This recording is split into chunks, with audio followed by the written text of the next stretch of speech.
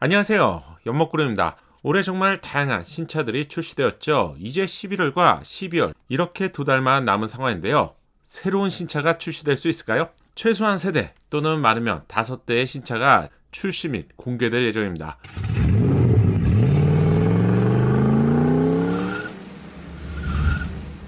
그럼 먼저 기아의 로드맵으로 알아보시죠. 제조사가 공식 석상을 통해서 자사의 로드맵을 공개한다는 점은 소비자에게 기대감을 주고요. 준비할 수 있는 시간을 준다는 점에서 좋은 점인데요. 로드맵을 보면 거의 맞춰서 출시가 되었는데 지금 시점이 10월에 리오 후속이라고 적혀있죠. 바로 이 차량이 최근에 멕시코에서 공개된 K3 차량입니다.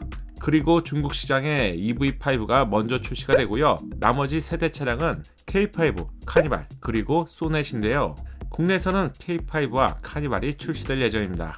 예상 일정에는 K5가 10월이죠. 따라서 디자인이 10월 말 정도에 먼저 공개가 되고 11월에 출시가 되지 않을까 전망이 되고요. 그럼 K5는 어떤 점이 달라질까요? 먼저 외부 디자인의 핵심은 기아의 최신 디자인 룩으로 달라지는 것이죠. 기아의 최신 디자인이 스탐의 시그니처 라이팅 디자인으로 이제는 SUV에서 세단까지 영역을 확장하는 것인데요. 새로운 디자인은 기존보다도 훨씬 더 고성능 같은 디자인으로 변신이 예상됩니다.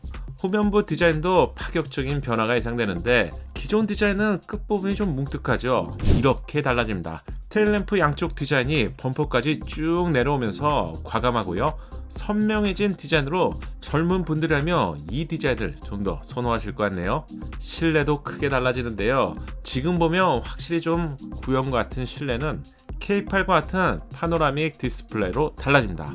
또한 여기에는 새로운 OS인 CCNC가 탑재될 예정이고요. 이 정도만 변경되어도 수입차로 비교해본다면 풀체인지급 이상의 변화라고 할 수 있겠죠? 다음 차량은 카니발 페이스리프트입니다. 이번에 내연기관 외에도 하이브리드 소식이 들리죠? 내연기관 차량의 경우 11월에 먼저 출시가 되고요.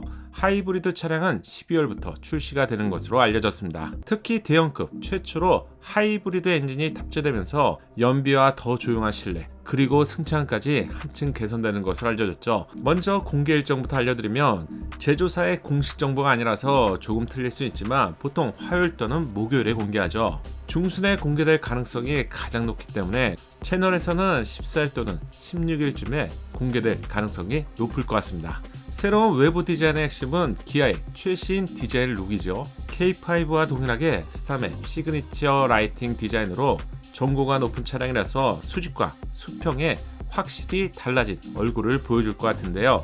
제가 보기에는 좀 더 볼드한 이미지로 대형급 SUV와 같은 느낌이죠. 또한 수직형으로 뚝 떨어지는 헤드램프의 디자인은 웅장한 존재감까지 한층 더하는 것 같습니다. 실내도 완전히 달라지는 것을 알 수 있는데 포착된 테스트 차량에는 파노라믹 디스플레이가 잘 보이죠. 확실히 달라진 후면부 디자인도 수직형으로 떨어지는 헤드램프의 디자인과 결을 맞췄는데요.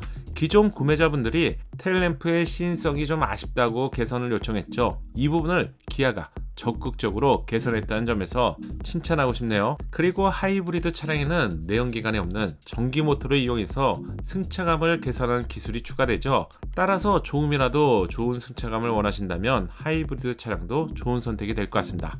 카니발 페이스리프트는 앞으로 약 한 달 뒤에 만나볼 수 있겠죠.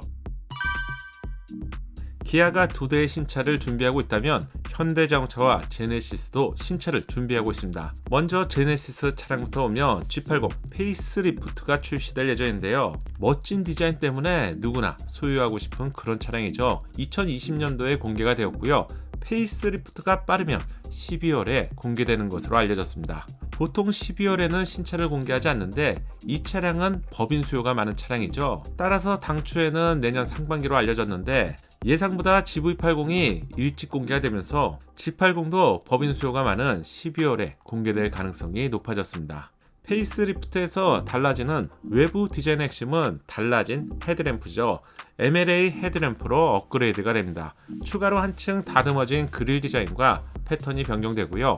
역동성을 강조한 훨씬 커진 듯한 에어 인테이크의 디자인은 스포티한 고성능 차량다운 면모를 자랑하죠. 후면부는 기존의 디자인 틀을 거의 대부분 유지하고 있는데 범퍼 하단의 머플러 디자인은 제네시스 디자인의 시그니처라고 할 수 있는 방패 디자인으로 형상이 변경되는 것으로 알려졌습니다. 실내는 최근 유출이 되면서 이미 보신 분들도 계실 것 같은데 27인치의 파노라믹 디스플레이로 변경이 되고요. OLED 고해상도로 변경됩니다.